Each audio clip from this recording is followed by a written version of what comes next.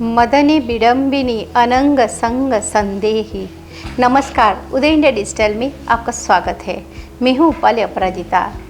सनातन धर्म में कई आदि दैविक प्रजातियों का वर्णन है, जिसे पश्चिमी देश एंशिएंट एलियन के नाम से जानते हैं। ये प्रजातियाँ देवता तो नहीं होते, लेकिन मनुष्यों से बहुत शक्तिशाली होते हैं। इसमें से एक प्रजाति है यक्ष की, जिसके राजा है यक्षराज कुबेर। सनातन ग्रंथों में कई बार यक्षों का वर्णन मिलता है। यक्ष प्रजाति देवताओं से नीची किंतु मनुष्यों से बहुत अधिक शक्तिशाली मानी जाती है। इन यक्षों की जो शक्ति है वे यक्षिणियों में है। भारतीय सनातन ग्रंथों के अनुसार यक्षों की उत्पत्ति राक्षसों के साथ स्वयं परम पिता ब्रह्मा से हुई थी। जब ब्रह्मा जी ने जल की उत्पत्ति की तो उसकी रक्षा के लिए कुछ प्राणियों का निर्माण किया। उनमें से ही पहले थे यक्ष एवं राक्षस।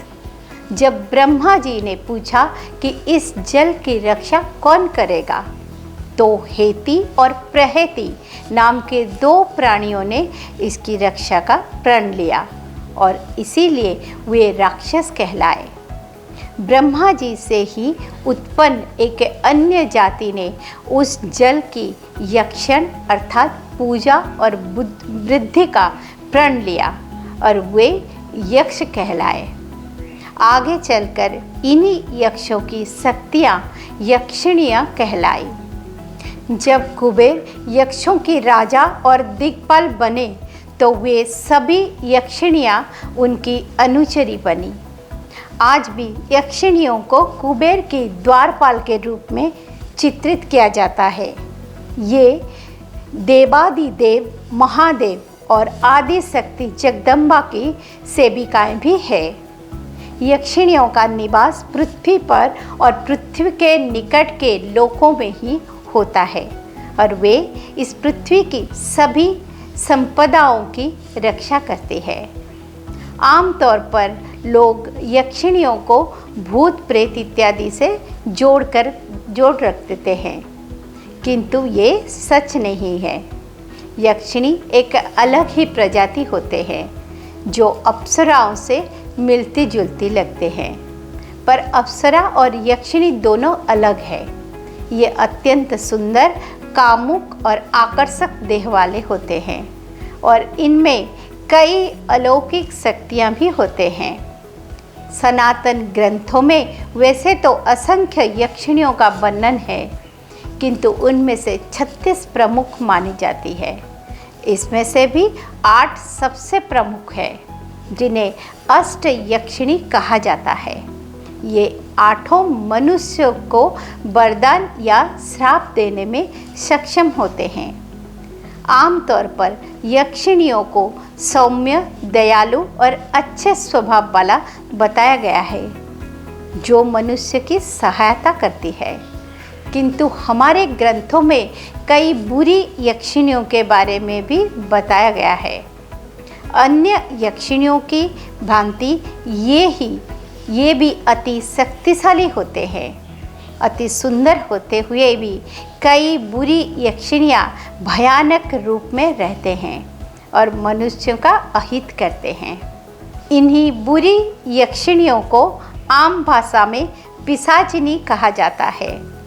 यक्षिणियों का निवास स्थान वैसे तो पृथ्वी पर और किसी अन्य लोकों में भी हो सकता है, किंतु पृथ्वी पर यक्षिणियों को अशोक के वृक्ष से बहुत मोह होता है। उनका स्थान अशोक के पेड़ पर या उसके नीचे माना जाता है। इसीलिए भारत में ऐसा कहा जाता है कि रात्र में अशोक के पेड़ों के निकट नहीं जाना चाहिए। अशोक के पेड़ों के अतिरिक्त यक्षिणी पर्वतों, नदियों, तालाबों, वनों, पत्थरों इत्यादि के स्थान पर रह सकती है। ये मनुष्य के निकट नहीं रहती और उन्हें एकांतवास प्रिय होता है। यक्षिणियों की उत्पत्ति के विषय में कई कथाएं हैं। यक्षराज कुबेर की माता और महर्षि विश्रवा की पहली पत्नी इलाविड़ा भी यक्षिणी थी। रामायण के अनुसार मरीचि के माता ताड़का भी यक्षिणी ही थी, किंतु महर्षि अगस्त्य के श्राप के कारण वो राक्षसी बन गई। रामायण के बाल कांड में 24वीं एवं 25वीं सर्ग में महर्षि विश्वामित्र श्री राम को बताते हैं कि ताड़का सुकेतु नामक यक्ष की पुत्री थी, जिसमें 1000 हाथियों का बल था और इसका आकार 1.5 योजन यानी 6 कोस तक फैला था।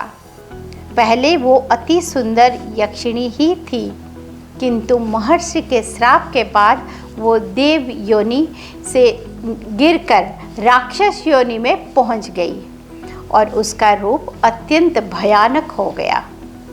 यक्षिणियों के बारे में दूसरी कथा सबसे प्रसिद्ध है, जिसके अनुसार जब माता सती की मृत्यु के पश्चात भगवान शंकर समाधि में चले गए और माता पार्वती उन्हें पति के रूप में पाने के लिए उनकी सेवा कर रहे थे, तब कामदेव ने देवराज इंद्र के कहने पर महादेव पर कामबाण चलाने से पहले माता पार्वती पर भी कामबाण चलाया। इस पर माता को क्रोध तो बहुत आया, किंतु उन्होंने कामदेव को क्षमा कर दिया, क्योंकि उनका मतलब गलत नहीं था। बाद में जब कामदेव ने महादेव पर अपना बाण चलाया तो उन्होंने उसे भस्म कर दिया। माता पार्वती उस समय तपस्या में थे, इसीलिए कामदेव के काम बाण के कारण उत्पन्न काम के भाव का उन्होंने समन कर दिया और महादेव के तीसरे नेत्र के ज्वाला के ताप से वो काम भाव उनके मस्तक पर पसीने के रूप में निकल आया। उस पसीने को माता ने पोंछकर फेंक दिया, जो भूमि, पृथ्वी, आकाश और अन्य लोकों में जाकर गिरा। जहाँ जहाँ भी माता का श्वेत गिरा, वहाँ से एक एक यक्षिणी का जन्म हुआ। इसी कारण वे सभी यक्षिणियाँ सदैव महादेव और महादेवी का सेवा में रहित है। क्योंकि यक्षिणियाँ माता के तेज से ही उत्पन्न हुए हैं, इसीलिए उनमें भी असाधारण शक्तियाँ होती है। यक्षिणियों का जन्म माता के काम भाव से हुआ था, इसीलिए वे स्वभाव से ही कामुक और देखने में अत्यंत आकर्षक थे। अपने उसी कामुक स्वभाव के कारण उनसे एक गलती ये हो गई कि काम वेग में आकर वे अपने पास उपस्थित ऋषियों को छूने लगे। तब ऋषियों ने क्रोध में आकर उन्हें श्राप दिया कि तुम लोग देवत्व से नीचे गिर जाओ। तब यक्षिणियों ने उनसे क्षमा याचना की, जिसके बाद ऋषियों ने कहा कि तुम सब तब तक देवत्व को प्राप्त नहीं कर सकते जब तक कोई साधक तुम्हें सिद्ध ना कर ले। तभी से वे यक्षिणियाँ इधर उधर भटकते हैं और इसे साधक को खोजते हैं जो उन्हें सिद्ध कर सके, ताकि वे पुनः देवत्व का प्राप्त कर सके।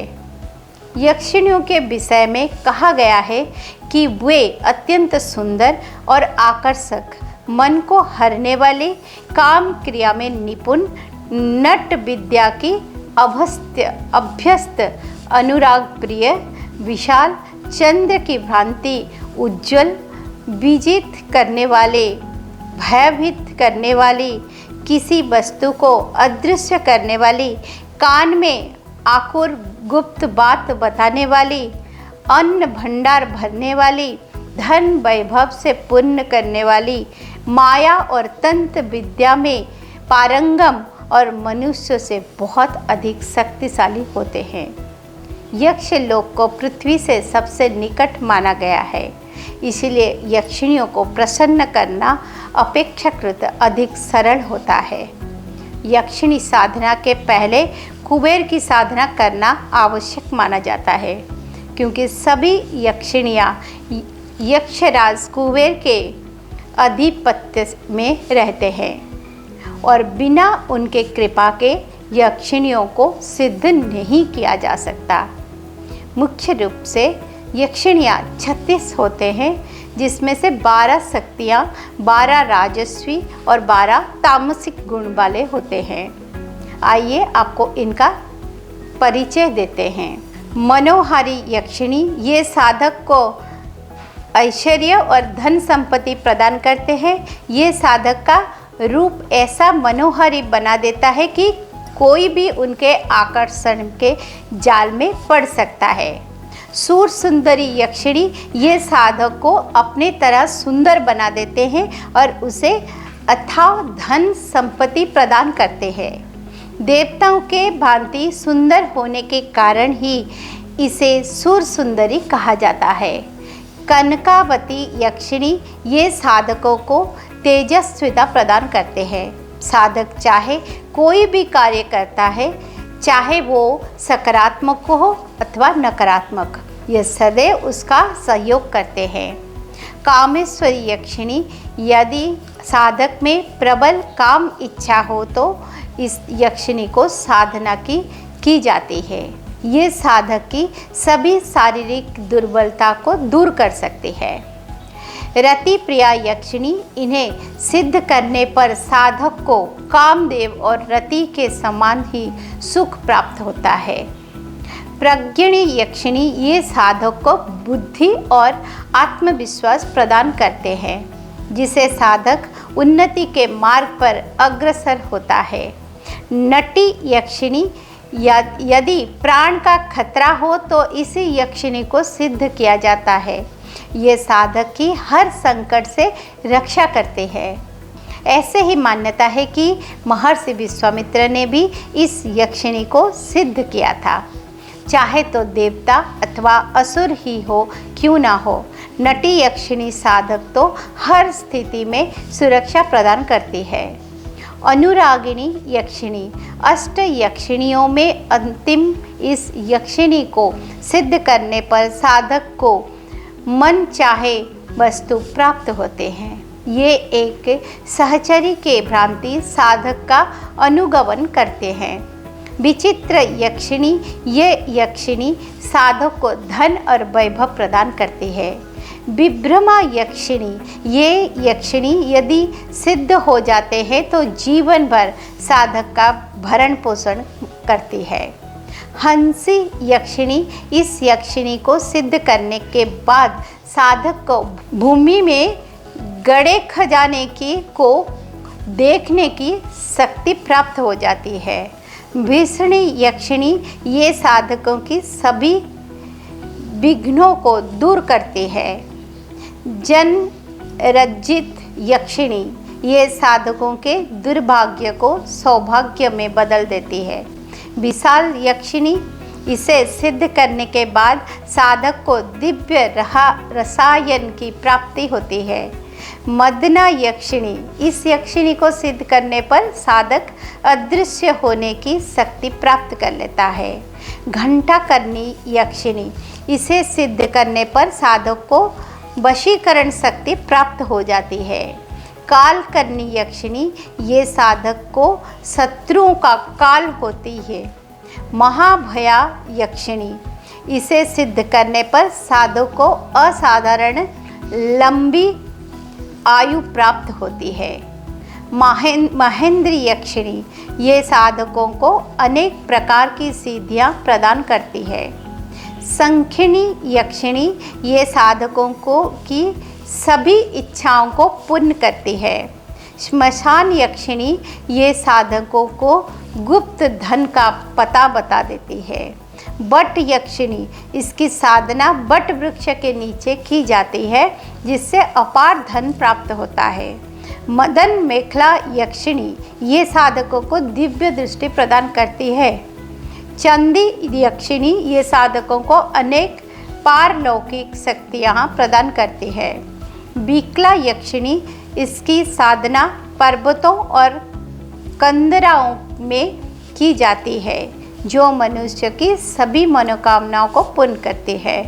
स्वर्ण रेखा यक्षिणी ये साधकों को स्वर्ण एवं दिव्य वस्त्र प्रदान करती है। प्रमोदा यक्षिणी ये साधकों को दिव्य निधि प्रदान करती है। नख कोशिका यक्षिणी ये साधकों को निरोग जीवन प्रदान करती है।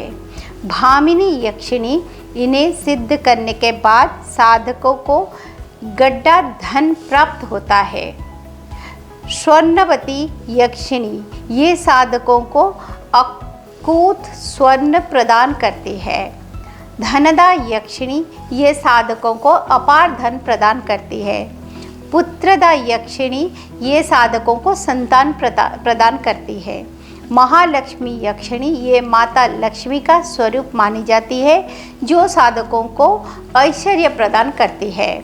जया यक्षिणी ये साधकों के सभी कार्यों को सिद्ध करती है। भूतेनी यक्षिणी ये साधकों की इच्छा के अनुसार कोई भी रूप में ले सकती है। कन्न पिशाचिनी यक्षिणी ये तामसिक यक्षिणी होती है जिसे सिद्ध करने पर ये साधकों के कान में आकुर भूत वर्तमान और भविष्य बता देती है।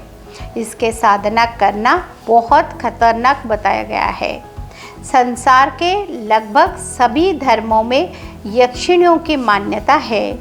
हिंदू धर्म के अतिरिक्त बौद्ध, जैन और यहूदी धर्म में भी यक्षिणियों का वर्णन है। दक्षिण भारत में यक्षिणी की बहुत अधिक मान्यता है। हालांकि वहाँ तामसिक प्रवृत्ति वाली यक्षिणी की अधिक प्रसिद्धि है। दक्षिण भारत की कुछ प्रमुख यक्षिणियाँ है चंपाकावली, नीला पीला, कलियमकंतु नीली, कंजिराटू इत्यादि। सनातन धर्म इसी प्रकार के रहस्यों से भरा पड़ा है जिसके बारे में मैं आपको अपने खास कार्यक्रम भारतीय चेतना के जरिए जानकारी देने का प्रयास करती हूँ।